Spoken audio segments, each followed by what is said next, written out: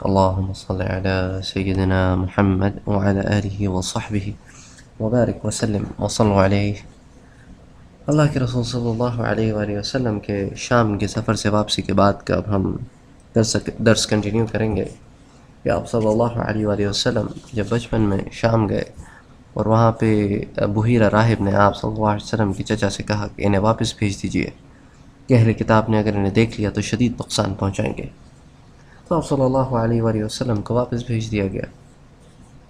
اس کے بعد آپ صلی اللہ علیہ وآلہ وسلم جب 14 برس کے ہوئے تو ایک حرب فجار ہوئی، فجار کی جنگ۔ لیکن اس جنگ کو ڈسکس کرنے سے پہلے ہم ذرا اس کے پس منظر میں جائیں گے کہ اس کو فجار کیوں کہتے ہیں، یعنی فے کے نیچے زیر کے ساتھ۔ اور حرب فجار ایک نہیں بلکہ 4 ہوئی، اور اللہ کے رسول صلی اللہ علیہ وآلہ وسلم نے جس حرب فجار میں پارٹیسپیٹ کیا وہ 4تھی حرب فجار تھی، اور اس کے بعد حرب فجار پھر کبھی نہیں ہوئی۔ تو حرب فجار کی جو پہلی لڑائی ہوئی تو اس وقت آپ صلی اللہ علیہ وآلہ وسلم 10 سال کے تھے، اور علامہ حلبی نے اپنی سیرت حلبیہ میں ان چاروں کو جمع کیا ہے، اور وہ لکھتے ہیں کہ جب حرب فجار اول ہوئی تو اس کا ریزن یہ تھا کہ ایک شخص تھا جس کا نام تھا بدر ابن معشر غفاری، یہ بنو غفار قبیلے کا تھا، جس سے ابو ذر غفاری رضی اللہ تعالی عنہ بھی تھے۔ اور عکاس کے میلے میں ایک اڈا یعنی ایک مجلس جہاں بیٹھ کر لوگ اپنی بہادری کے تذکرے کیا کرتے تھے، یہاں یہ بھی بیٹھا ڈینگے مار رہا تھا، اپنی بڑائیاں کر رہا تھا۔ تو ایک دن اس مجلس میں یہ اپنے پیر پھیلائے کہہ رہا تھا کہ میں نے ایسا کیا اور ویسا کیا، اور میں عربوں میں بڑی عزت والا آدمی ہوں۔ اور پھر آگے سے کہنے لگا کہ جو یہ شخص یہ سمجھتا ہو کہ وہ مجھ سے زیادہ عزت والا ہے تو تلوار کے زور سے اس کو ثابت کرے۔ بدر اسی ڈینگوں میں لگا ہوا تھا اور اس خیال میں تھا کہ بھئی میرے مقابلے میں کون آئے گا۔ تو ابھی اسی چکر میں لگا تھا کہ ایک شخص کو غصہ آ گیا، وہ ایک دم بدر کے اوپر جھپٹا اور اس کے گھٹنے پر تلوار ماری جس سے اس کا گھٹنا کٹ گیا۔ اور بعض مورخین لکھتے ہیں کہ صحیح یہ ہے کہ گھٹنے میں زخم آیا، گھٹنا کٹا، لیکن بہرحال اس معاملے پہ دونوں قبیلوں میں جو ہے نا وہ جنگ چھڑ گئی، مارنے والے کے قبیلے میں اور بنو غفار۔ تو یہ پہلی جنگ فجار تھی۔ پھر دوسری جنگ فجار کا سبب یہ ہوا، اس کا ریزن یہ ہوا کہ قافلہ بنی عامر کی ایک عورت عکاس کے ایک بازار میں بیٹھی ہوئی تھی کہ قبیلہ قریش میں بنی کنانہ کے ایک نوجوان اس عورت کے گرد منڈلانے لگا اور اس سے کہنے لگا کہ تم اپنا چہرہ کھولو، میں نے تمہارا چہرہ دیکھنا ہے۔ اس سے ثابت یہ ہوتا ہے، مورخین کہتے ہیں کہ اس زمانے میں بھی، حالانکہ زمانہ جاہلیت ہے، ابھی نبوت کو کوئی 28 ایئرز رہ گئے ہیں، 29 ایئرز رہ گئے ہیں، اور پردے کے حکم کو تو 40 سال باقی ہیں ابھی، لیکن جو شریف عورتیں ہوا کرتی تھیں وہ اپنا چہرہ اس زمانے میں بھی ڈھانپا کرتی تھیں۔ سمجھنے والوں کے لیے نشانیاں ہیں اس میں۔ خیر بہرحال، تو اس نے اس سے کہا کہ تم اپنے چہرے پر سے پردہ اٹھاؤ۔ اس نے کہا میں نہیں ہٹاتا۔ اس نوجوان نے اصرار کیا، اس نے کہا میں نہیں ہٹا رہی۔ تو اس نوجوان نے پھر شرارت یہ کی کہ اس عورت کے پیچھے جا کر نا وہ تھوڑی دیر کے بعد ایسے بیٹھ گیا کہ اس نے اپنا پاؤں جو ہے نا وہ اس کے کپڑوں کے اوپر رکھ دیا۔ تو اس عورت کے پیچھے جا کے بیٹھا، اور بلکہ اس نے یہ کیا کہ اس کا جو پیچھے کا دامن کا جو حصہ تھا نا وہ خود بیٹھنے کے بجائے اس نے کسی چیز سے باندھ دیا۔ اب ہوا یہ کہ جب وہ عورت اٹھنے لگی تو اس کے کپڑے جو اس سے بنے ہوئے تھے وہ وہیں رہ گئے اور وہ اٹھ گئی۔ تو جو اطراف کے لوگ تھے نا انہوں نے خوب اس کا مذاق اڑانا شروع کیا کہ دیکھو یہ اپنا چہرہ نہیں دکھا رہی تھی نا، دیکھو ہم نے اس کے ساتھ کیا کیا۔ تو اس عورت نے غصے میں آ کے شور کرنا شروع کیا کہ اے بنو عامر، یعنی اے عامر کی اولاد، آؤ اور میری مدد کرو، کیونکہ وہ بنو عامر کی تھی۔ تو یہ سن کر بنی عامر کے لوگ ہتھیار اٹھا کر پہنچے اور اس نوجوان سے جو بنی کنانہ کا تھا اس کے اوپر چڑھ دوڑے، اور اس طرح دونوں قبیلوں میں جنگ چھڑ گئی، یعنی بنو عامر میں اور بنو کنانہ میں، اور یہ دوسری جنگ فجار تھی۔ تو پہلی جنگ فجار ہوئی، ڈنگے مار رہا تھا بدر نے، اور دوسری جنگ فجار ہوئی کہ اس عورت کی توہین ہوئی، تضحیک ہوئی۔ تو علامہ حلبی اپنی سیرت میں لکھتے ہیں کہ یہ جو نوجوان کا چہرہ کھولنے پہ اصرار کرنا اور عورت کا چہرہ نہ کھولنا، اس بات کی دلیل ہے کہ اس زمانے جاہلیت میں بھی عورتیں اپنا چہرہ کھولنا پسند نہیں کرتی تھیں۔ لیکن دوسری روایتوں میں یہ بات بھی ملتی ہے کہ عورتیں اپنا چہرہ کھلا بھی رکھتی تھیں۔ تو ہو سکتا ہے کہ معاشرے میں دونوں قسم کی عورتیں پائی جاتی ہوں، جو اپنا چہرہ اور سر کھلا بھی رکھتی ہوں، اور وہ جو اپنا چہرہ اور سر کھلا نہ رکھتی ہوں۔ خیر، بہرحال تیسری جنگ فجار کا سبب یہ ہوا، اس کا ریزن یہ بنا کہ بنی عامر کے ایک شخص کا بنی کنانہ کے ایک آدمی پر کچھ پیسہ تھا، کچھ قرضہ تھا۔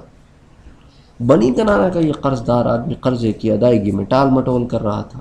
اس پر دونوں کے درمیان دشمنی ہو گئی، جو آخر کار دونوں قبیلوں کے درمیان جنگ کا اور قتل و خون ریزی کا سبب بنی۔ کہا جاتا ہے کہ آخر میں عبداللہ ابن جدعان، جس کے بارے میں ہم پہلے ذکر کر چکے ہیں، اس نے اپنا مال دے کر اس جنگ سے لوگوں کی جان چھڑائی۔ اور عبداللہ ابن جدعان کے بارے میں ہم پہلے پڑھ چکے ہیں کہ یہ وہ آدمی ہے جو ان چند لوگوں میں تھا جس نے زمانہ جاہلیت میں اپنے اوپر شراب حرام کی تھی۔ کہ لوگوں نے ایک دن کہا کہ عبداللہ ابن جدعان، بڑی عجیب بات ہے، کل تم شراب کے نشے میں بڑی عجیب سی حرکت کر رہے تھے۔ تو اس نے لوگوں سے پوچھا کیوں، کیا کر رہا تھا میں؟ کہنے لگا تم چاندنی سے لڑ رہے تھے، یعنی چاند کی روشنی سے تم لڑ رہے تھے۔ تو اس نے کہا کہ یار، شراب پینے کے بعد اگر آدمی اتنا بہک جاتا ہے تو میں اپنے اوپر حرام کرتا۔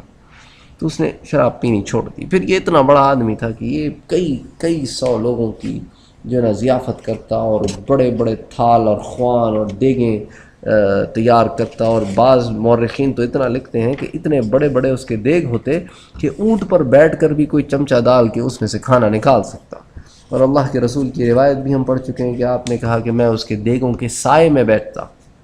اتنے بڑے دیگ ہوتے کہ they used to cast shadow، کہ اس کے سائے میں کوئی بیٹھ سکتا۔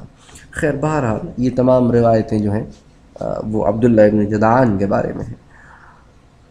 پھر اس کے بعد جب چوتھی جنگ فجار ہوئی، یہ وہ جنگ فجار ہے جس میں اللہ کے رسول صلی اللہ علیہ وآلہ وسلم نے بھی پارٹیسپیٹ کیا۔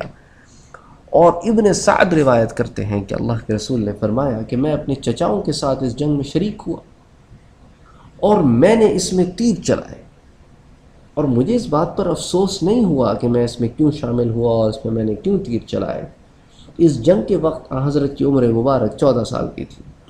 یہ چوتھی جنگ فجار کی لڑائی تھی، اور ابن سعد لکھتے ہیں کہ فجار کے معنی پھٹن اور دو پہاڑوں کے درمیانی راستے کے، اور فے کے زبر کے ساتھ فجار کے معنی گنہگار اور بڑائی کرنے والے کے ہیں۔ تو انہوں نے یہ عربی زبان کا فرق بھی واضح کیا کہ اگر آپ اس کو فجار پڑھیں گے تو اس کا مطلب ہے کہ دو پہاڑوں کے درمیان کا کٹھن راستہ، یا پھٹن یعنی کوئی چیز پھٹ جائے اس کو فجار کہتے ہیں۔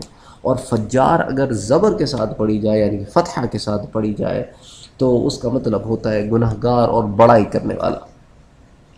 ان لڑائیوں کو فجار اس لیے بھی کہا گیا کہ عربوں نے ان مہینوں میں قتل و قتال کیا جن میں جنگ کرنا حرام تھا۔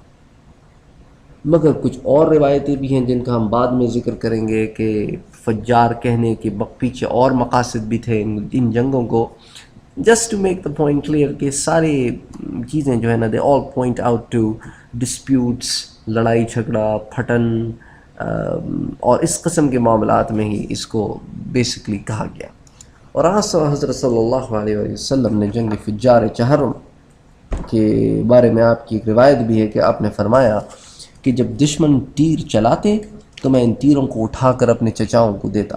تو یہ جنگ فجار جو ہے، یا فجار اور براد جو ہے، اس کے بارے میں اب ہم تھوڑا سا ڈیٹیل میں پڑھتے ہیں۔ اس کو فجار براد بھی اس لیے کہتے ہیں کیونکہ جس شخص کی وجہ سے یہ لڑائی ہوئی اس کا نام براد تھا، تو اس لیے فجار براد بھی کہتے ہیں اس کو، اور جنگ فجار چہرم بھی کہہ سکتے ہیں آپ۔ بہرحال اس کا ریزن یہ ہوا کہ براد نامی ایک شخص نے ایک آدمی کو قتل کر دیا جس کا نام تھا عروۃ الرحال۔ اور عروۃ الرحال جو ہے وہ بنو حوازن کا ایک آدمی تھا، اور جیسا کہ ہم پہلے پڑھ چکے ہیں کہ بنو حوازن جو ہے وہ طائف کے قریب آباد تھے۔ اور معاملہ یہ ہوا کہ اس شخص نے جو عروۃ ابن رحال تھا جو قتل ہوا، اس نے نعمان ابن منظر کے ساتھ ایک تجارتی قافلے کو مکے میں تجارت دینے کے لیے پناہ دی، کیونکہ اس زمانے میں معاملہ یہ ہوتا تھا کہ جب قافلے آتے تھے تو لوٹ لیے جاتے تھے یا مال لے لیا جاتا تھا، اور ادائیگی نہیں کی جاتی تھی۔ تو اس وجہ سے جب قافلے باہر کے علاقوں سے یہاں آتے تھے تو وہ کسی نہ کسی لوکل آدمی کو نا اپنا ضامن بناتے تھے، اس کی گارنٹی کے اوپر کام کرتے تھے اور وہ ان کو پروٹیکشن دیتا تھا۔ تو جب وہ پروٹیکشن دیتا تھا تو اس کے بھی کچھ کام چلتے تھے۔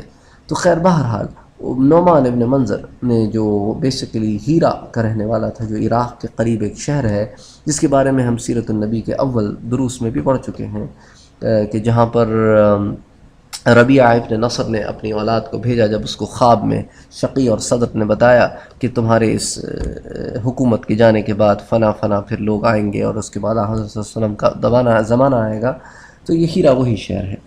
تو خیر بہرحال وہاں سے یہ تجارتی سامان لے کے آتا تھا، خوشبو، کپڑا وغیرہ، اور یہاں پر لا کے عکاس کے میلے میں اس کو فروخت کرتا تھا۔ تو he seeked protection from this guy called عروۃ الرحال۔ تو عروۃ الرحال جو ہے اس کے بدلے میں اس کو اپنا چمڑا بیچتا کہ بھئی میں تجھے پروٹیکشن دے رہا ہوں اور یہاں لا رہا ہوں اور تیرا مال بکوا رہا ہوں، تو اب اس کے بدلے میں تم مجھ سے چمڑا خریدو۔ جیسا کہ ہم آگے اللہ کے رسول صلی اللہ علیہ وسلم جب طائف گئے اس کے اندر میں کور کروں گا کہ طائف کے شہر میں کون کون سی چیزوں میں ان کو اللہ نے ایسی وہ دی تھی کہ وہ کرتے تھے، ان میں سے ایک چمڑا بھی تھا۔ تو خیر بہرحال تو اس طرح کا کچھ معاملہ ان کے درمیان پیش آیا۔ تو جب نعمان ابن منظر کا قافلہ تیار ہوا یہاں آنے کے لیے عکاظ میں، تو اس کے پاس عرب کے کچھ لوگوں کی ایک جماعت بھی موجود تھی، اور ان میں ایک شخص تھا براد جو بنی کنانہ سے تھا، اور عروۃ الحال جو ہے یہ بنو حوازن سے تھا، جس کے بارے میں ہم پڑھ چکے ہیں۔ یعنی ایک بنو حوازن کا آدمی تھا جس نے پناہ دی، اور دوسرا آدمی براد تھا جو بنو کنانہ کا تھا۔ تو جب یہ تیار ہو گیا اور نعمان ابن منظر نے اس کے لیے پناہ اور حفاظت مانگی، تو براد نے کہا کہ میں اس کو حفاظت دوں گا، میں اس کو پناہ دوں گا۔ اس پر نعمان نے کہا کہ میرا مقصد یہ ہے کہ کوئی آدمی مجھے سارے نجد اور تہامہ والوں کی طرف سے حفاظت دے۔ اس پر عروۃ الرحال نے کہا کہ میں تم کو اس قسم کی پناہ دیتا ہوں کہ تہامہ سے اور نجد سے تم اپنا قافلہ بحفاظت لے کے جا سکتے ہو، اس کو کوئی نہیں چھیڑے گا۔ تو اس بات پر براد بگڑ گیا، اس نے کہا بھئی دیکھو، تم بنو حوازن کی طرف سے گارنٹی دو تو بات سمجھ میں آتی ہے، تم نے ہمیں کیوں انکلوڈ کیا اور ہم سے پوچھا بھی نہیں اور ہماری طرف سے گارنٹی دے دی؟ تو اس نے فوراً کہا کہ تو بنی کنانہ کے مقابلے میں بھی اس کو پناہ دے رہا ہے؟ تو عروت نے کہا ہاں، میں تمام قبیلوں کے معاملے میں اس کو دے رہا ہوں۔ تو براد کو یہ بات تھوڑی بری لگی کہ اس سے پوچھا نہیں گیا اور ایسی ہی جو ہے نا وہ دے دی گئی۔ تو اس کے دل میں جو ہے نا یہ اس کے خلاف تھوڑی سی ایک چبھن رہ گئی۔ تو اس نے کہا میں اس کا بدلہ ضرور لوں گا، کیونکہ میں نے مانگا تو مجھے اس نے ڈینائی کر دیا، اور اس نے جب دوبارہ مانگا تو اس نے دے دیا اور ہم سے پوچھا بھی نہیں۔ تو اس ٹو میں لگ گیا کہ کسی طرح عروۃ الرحال جو ہے اس کو اکیلا ملے اور یہ اس پہ حملہ کرے، اس کو مار دے۔ آخر اس کو ایک جگہ یہ موقع مل گیا تو اس نے جھپٹ کر عروہ پر حملہ کیا اور اس کو قتل کر دیا۔ اور ایکچولی ریزن یہ تھا کہ یہاں پر عروہ جو ہے وہ شراب پی کر مست ہو گیا تھا، تو اس کو کچھ ہوش تو تھا نہیں، اس کا فائدہ براد نے اٹھایا اور اس کا سر قلم کر دیا اور وہاں سے بھاگ گیا۔ اور کتابوں میں یہاں تک بھی آتا ہے کہ جب وہ اس کے سر پر پہنچا اور اس کا سر تن سے جدا کرنے والا تھا تو عروت نے اس سے گڑ گڑا کے معافی مانگی کہ خدا کی قسم مجھے چھوڑ دے، میرے منہ سے یہ بات غلطی سے نکل گئی۔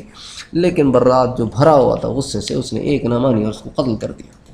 اس وقت بنی کنانہ اور بنی حوازن دونوں کے لوگ عکاس کے میلے میں موجود تھے، کیونکہ بنی حوازن کے تو بالکل قریب تھا، کیونکہ یہ میلہ جو ہے یہ نارتھ سائڈ میں طائف کے ایک بہت بڑا میدان ہوا کرتا تھا، اس میں لگا کرتا تھا، اور بنو حوازن جو ہے وہ طائف سے بہت قریب تھے۔ طائف کے رہنے والا قبیلہ بنو ثقیف تھا اور قریب ہی بنو حوازن تھے، تو ان کے لیے تو کوئی بڑا ڈسٹنس نہیں تھا۔ البتہ قریش جو ہے یہ تھوڑی سی مسافت کر کے یہاں آتے تھے، کوئی آپ سمجھ لیں 50-60 مائلز مکے سے دور تھا، تو یہ آتے تھے، ان کو 50-60 مائلز کا ایک تھوڑا فاصلہ تھا، وہ طے کر کے یہ آتے تھے اور پھر اس میلے میں شرکت کرتے تھے۔ تو بنی کنانہ کو کسی نے آ کر وہیں عکاس کے میلے میں خبر دی کہ بھئی دیکھو تمہارے ایک بندے نے ایسا ایسا معاملہ کر دیا ہے، اور اس سے پہلے کہ بنو ثقیف جو ہے بنو حوازن جو ہے وہ اپنے پر تولیں اور تم پہ حملہ کریں، کیونکہ وہ قبیلہ بہت بڑا ہے، وہ تو تمہیں کچا کھا جائے گا، تو اس سے پہلے تم ایسا کرو جلدی جلدی یہاں سے نکل جاؤ۔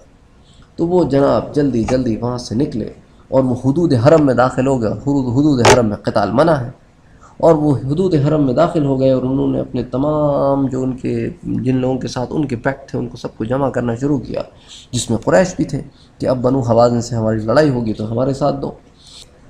تو ایک تو یہ لڑائی حرام مہینوں میں نہیں ہوئی، کیونکہ اگر یہ لڑائی حرام مہینوں میں ہوتی تو کبھی باقی عرب کے لوگ ان کا ساتھ نہیں دیتے۔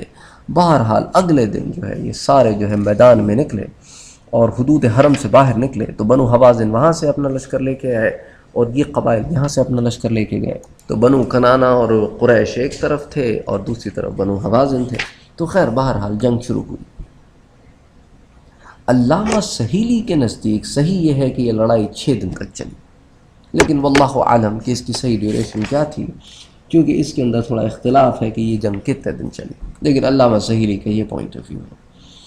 اچھا، علماء کرام نے اپنی کتابوں میں اللہ کے رسول کا یہاں ایک معجزہ بھی لکھا ہے کہ جب جنگ ہوتی اور جس دن اللہ کے رسول شرکت کرتے اس دن جو ہے وہ بنی کنانہ اور قریش کا پلڑا بھاری ہو جاتا، اور جس دن اللہ کے رسول شرکت نہ کرتے اس دن بنو حوازن کا پلڑا بھاری ہو جاتا۔ تو آپ کی اس برکت کو بنی کنانہ نے محسوس کیا، اور اس لیے وہ آپ سے کہتے کہ تم ہمارے پاس سے غائب مت ہوا کرو، یعنی جنگ میں آیا کرو، روز آیا کرو، تاکہ تمہاری برکت سے ہمیں اللہ فتح۔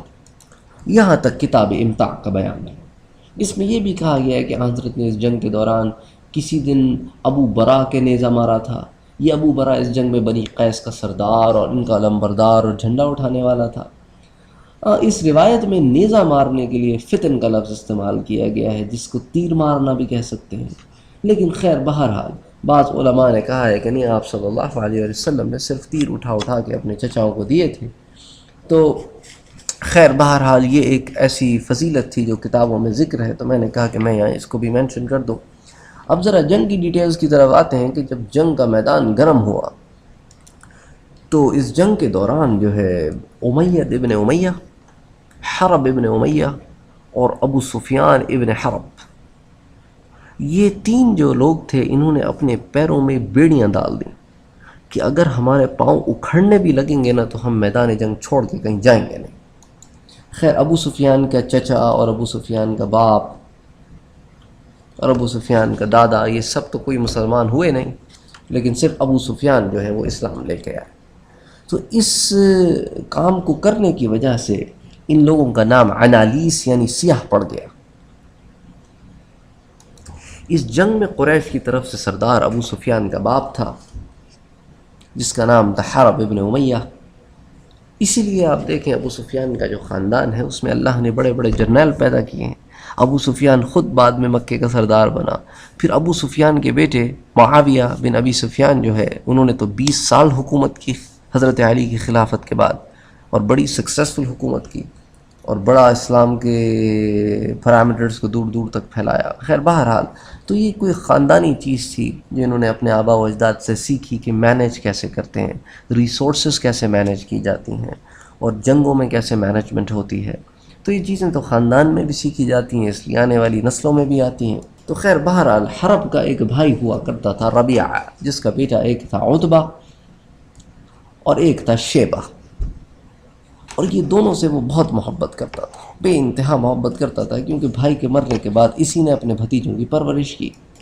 تو ایک دن عتبہ نے کہا کہ اب چچا میں بھی جنگ میں جاؤں گا، لیکن چچا نے اجازت نہ دی۔ اس نے کہا کہ نہیں عتبہ، مجھے ڈر ہے کہ تم کہیں مارے نہ جاؤ، اور میں تم سے اتنی شدید محبت کرتا ہوں کہ میں تمہیں جانے نہیں دے سکتا۔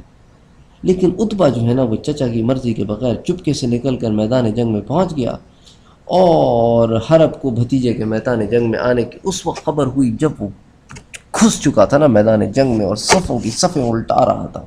اس کے بعد جب وہ بیچ میدان جنگ میں پہنچ گیا تو اس نے پکار کر کہا کہ اے اولاد مضر، تم آخر کس بات پر مر کٹ رہے ہو؟ بنی حوازن نے یہ سنا تو ایک دم چونک گئے اور پوچھا کہ تم چاہتے کیا ہو؟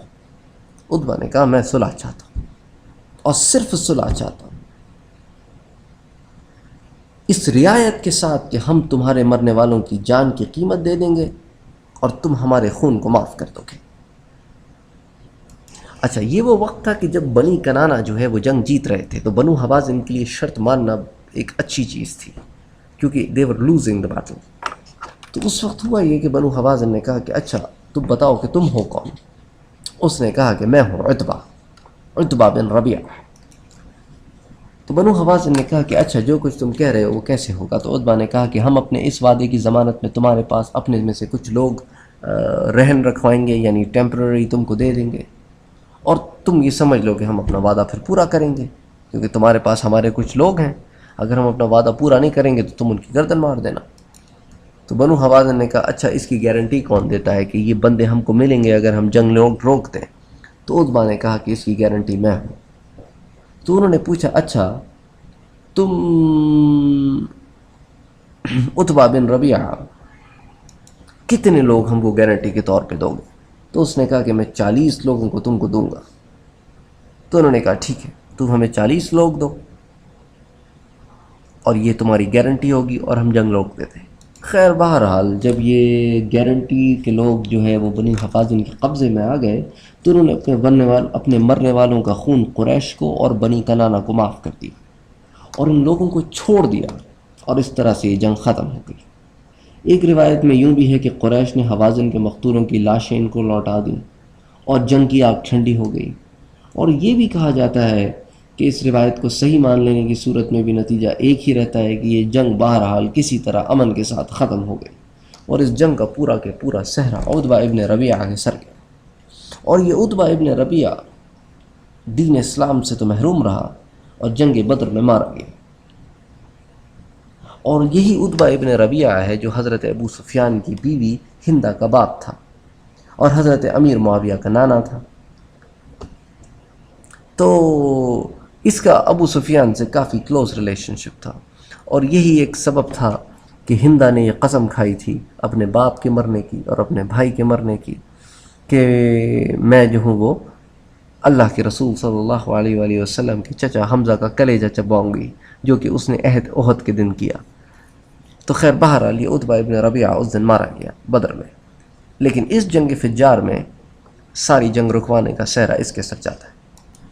تو یہ وہ 4 جنگ فجار تھیں جو اللہ کے رسول صلی اللہ علیہ وآلہ وسلم کے 10 سے 14 سال کی عمر کے درمیان ہوئی۔